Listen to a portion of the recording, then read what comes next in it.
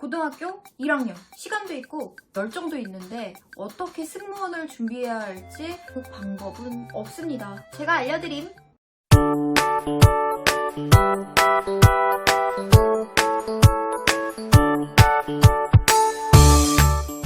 안녕하세요. 멘토쌤 늘스타입니다. 반가워요. 오늘은 귀여운 고등학교 1학년 친구의 사연이 도착했는데요. 고등학교 1학년이면 몇 살이에요?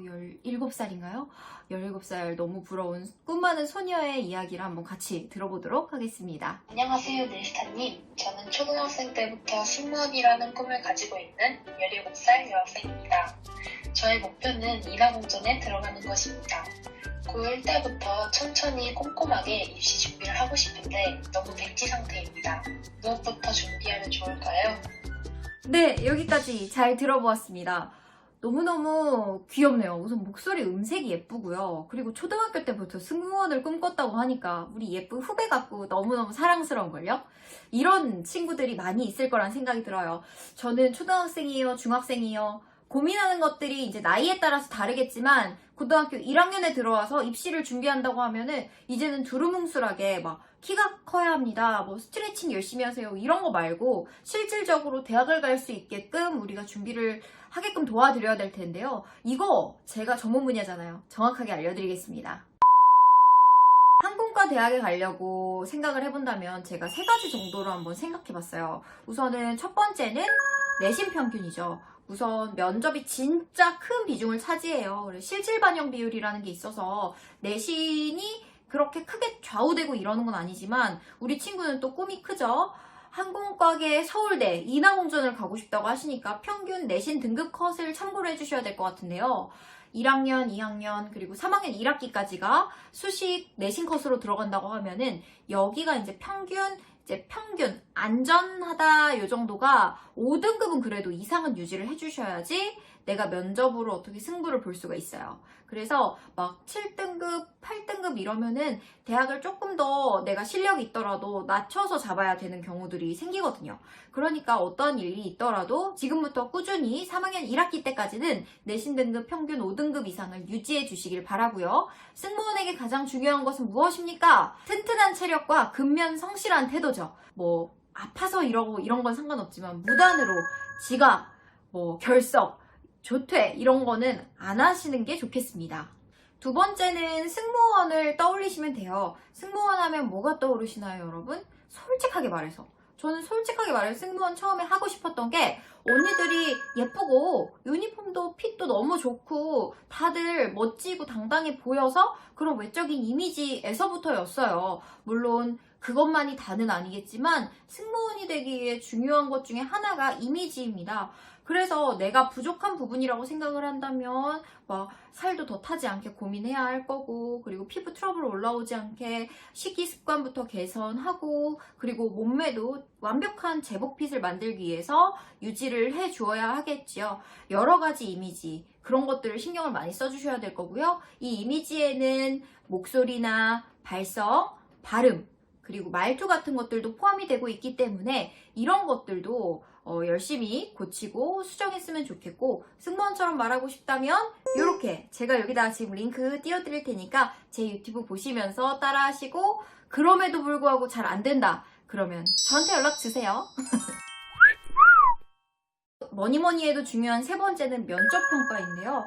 각 대학마다 내신 실질 반영률을 비교해가지고 분석한 결과 종합적으로 봤을 때는 내신의 비중이 뭐 한 10에서 20%라면 면접의 반영 비율이 한 80에서 90%, 그냥 면접이 다다라고 해도 어떠한 항공과 면접관님도 여기에 늘스타 네가 틀렸어라고 하지 않으실 겁니다. 이게 사실이거든.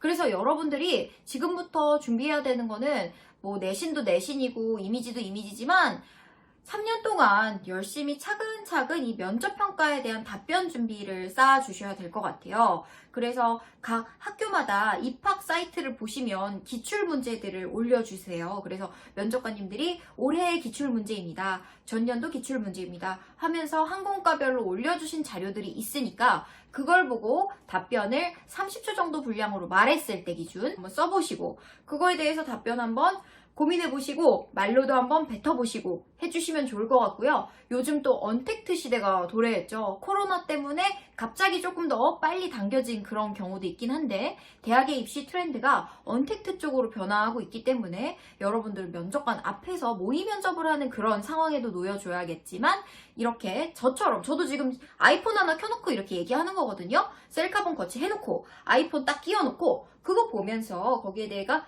30초 정도 답변을 블라블라블라 웃으면서 해보는 거 굉장히 중요한 여러분들이 해야 하는 그런 머스트헤브니까요. 꼭 하시고요. 이걸 3년 동안 했을 때 그냥 갑자기 반짝 쬐끔 한 달 조금 한 애들에 비해서 얼마나 고1 때부터 했으면 많이 누적이 돼서 실력이 좋아졌겠어요. 그러니까 꼭 이런 걸 해보시길 바랍니다. 그 다음에 준비해야 되는 거는 영어와 그리고 제2외국어. 제2외국어의 중요도로 본다면 지금 항공과대학은 중국어를 1순위로 치고 2순위 정도가 일본어. 그래서 내가 조금 더 빠른 시간 안에 잘할 수 있는 것들을 뭐 요즘은 학교 교과목으로도 제2외국어 선정 중국어, 일본어 중에 하죠. 요거를 선정해서 하셨으면 좋겠고요. 뭐 프랑스어도 좋고 뭐 러시아어도 좋고 다 좋기는 한데 우선은 대학들이 주요로 취급하고 어학특기자 전형에도 있는 거는 일본어나 중국어이니까 이런 것 중에 선택해서 해주시면 좋을 것 같고요.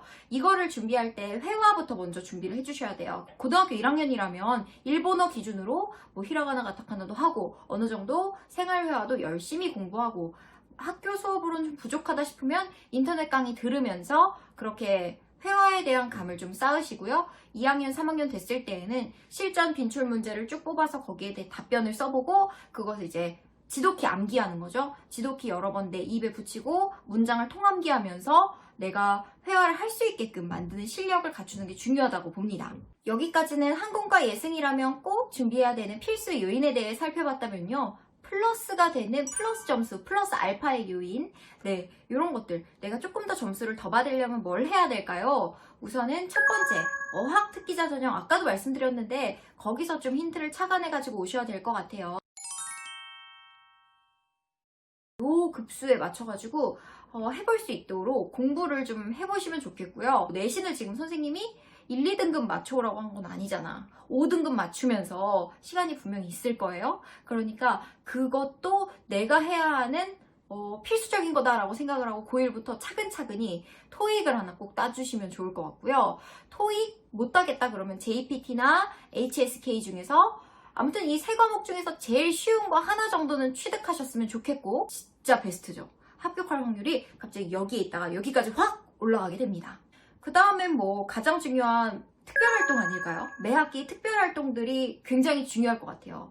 뭐 항공과 자율 동아리를 개설을 한다거나 아니면은 특화 서비스 팀에서 써먹을 수 있을 만한 매직, 마술, 뭐 또 뭐가 있을까요? 뭐 춤, 댄스, 그리고 또 악기 연주, 여러 가지 등등. 그래서 내가 승무원으로서 필요한 자질, 그리고 덕목과 부합을 시킬 수 있는 그런 활동들이라면 되게 좋을 것 같고요.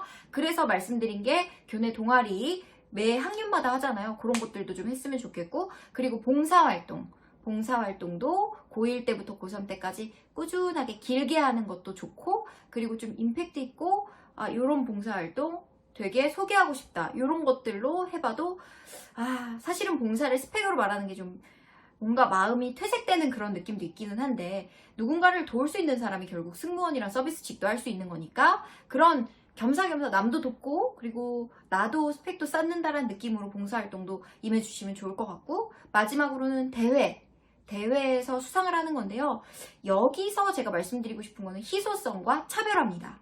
이제 내가 고1, 고2, 고3 이런 특이사항 활동들을 했죠. 그리고 입시를 가려고 딱 생기부를 딱 보고 내가 수상한 내역들을 딱 봤는데 여기서 다른 고3들도 충분히 해봤을 것 같다 라는 걸로는 차별화를 두기가 조금 어려운 게 사실입니다. 제가 그래서 지난 인하공정 갔던 언니 우리 제자 중에 한 명 인터뷰한 거 여기다가 링크 띄워드림.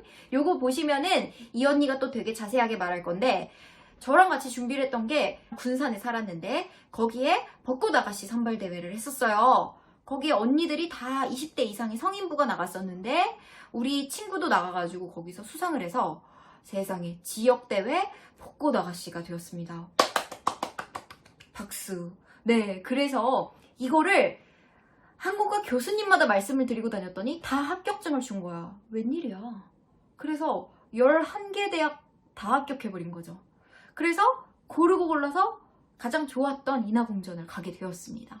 여러분들 고1 때부터 이런 거에 대해 생각해보고 어느 대회에 내가 나가볼까 준비를 했던 친구들은 이렇게 입시 결과에서 다르게 받아들일 수가 있습니다. 그러니까 이 영상을 보시면서도 내가 이 봉사활동을 한다면, 내가 이 동아리에 가입해가지고 3년 동안 활동을 한다면, 내가 이런 특별활동에서 수상을 한다면 나한테 얼마나 좋은 메리트가 될지 그 희소성과 차별화를 생각하면서 활동해 보시면 좋겠네요. 네, 오늘은 이렇게 해서 고등학교 1학년 귀여운 예비 승무원 친구의 해결을 드린 것 같은데요.